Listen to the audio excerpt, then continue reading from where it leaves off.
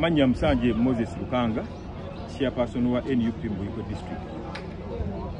Nze wano ku kitebe kyaffe Kavule ekitukuvu ekirungi ennyo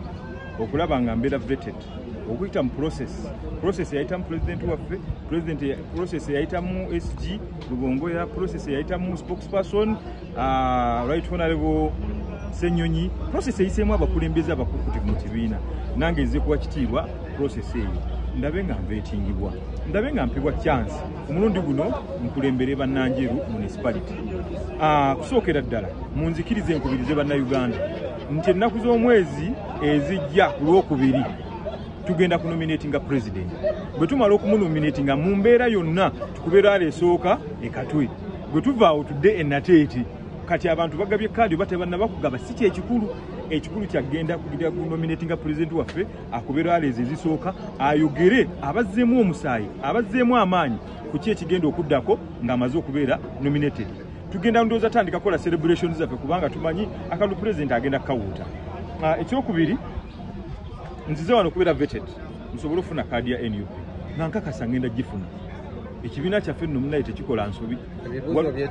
Ebibuuzo mbyetegekedde. Question ye ndi mutwe muno. Ebibuuzo bino bagenda okubuuza kibuuzo ki kyesizze mu genero ku TV yonna oba president ayina oba host ayina kibuuzo ki kyasobola okubuuza kyesimanyi kiki omanyi ng'emmanda za Nuupu mu Buiko district zisamirira ku mutwe gwange kakati kiki kyogenda okumbuza mu Nuupu kyesimanyi ekyo badde mu kibuuza bali aba wiiki emu abazze mu Nuupu mu Njeru municipality kubanga eriyo n'abakubye ebipande abalese ebipande nga ne mu kibiina tebamanyikiddwa abantu babalabidde ku bipande naye honorable Lukanga mbaddewo okuva 2018 nze nasooka ekifo kyennyini kiragala okusiga ekifo ekyo akirimu y'embwa y'okukyalo naye nga nabuuzanga abantu mu Njeru nti naye abayi tugenda kulonda embwa y'omukyalo gye mugamba gye mugenda okulonda ekibiina gwe kiwadde kaadi bwebanga embwa nga singeme negenda ng'etandika emmere y'abandi eri emmere y'abandi eri emmere y'abandi ne bagamba nedda Lukanga munno muleke yafunye kaadi wayitawo emyezi egi embwa y'okukyalo yagenda tandika ng'erya emmere yakukyalo eri emmere yakukyalo kati nenayize piraawo w'abandi eri eyo mu piraawo eri mu piraawo ekola ki efeekenya bannagundi bannayuganda bo bagitegedde piraawo si gye mwayitanga simanyi pulu kyekyo kakati eri eyo mu piraawo erya ki erya magumba g'abandi so kakati ekifo ekyo kaadi yagisuulawo dda negamba ndedda kaadi nagibba ku Lukanga kaadi yo yiyo Lukanga kati nkomyewo wano bukome ku kitebe baginkwase era mukkirize nkwese omukisa guno nkubira omulanga ababa badde bazze okusaba kaadi ng'ate ne Lukanga agisaba musooke mu ddekiika munyo ku mazzi mujje tubasomesa ennono z'ekibiina mujje tubasomesa ennono zaki mwe muli abanominating embwa y'okukyalo ng'agenda okugyayo empapula ku luli nekuluna abazze kola ki okusaba kaadi ekibiina tekigenda kukola nsobi luli mwati kubasumagiza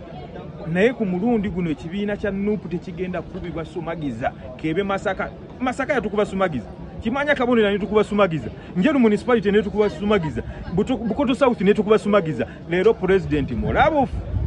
era tewali era egenda kukolebwa yonna mu kugaba kaadi bemulengera bali eyo abakaabira ku mikutu egy'enjawulo mbu ate nze saafunye kaadi ekibiina kyakoze ensobi nedda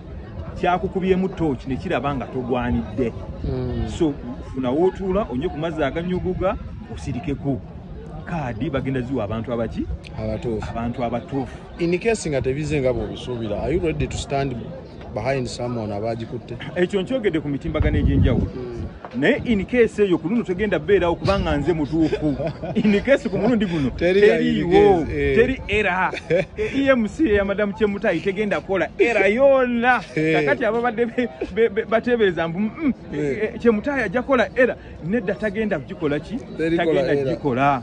ojjukira ebibuuzo Kadaaga bye yabuuza General Museveni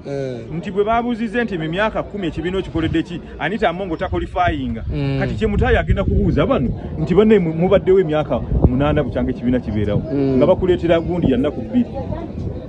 ebyo tebigenda kubeerawo ekibiina okikoledde ki nga toyina kakati nze nzuuno wano nzize kusaba fulaga naye ambulance bannanjeru nagibagulidde dda kakati ogenda tuuka mu Kanyomero kukyaka enjeru nga tebayimba Lukanga wewa neyanza nnyo neyanze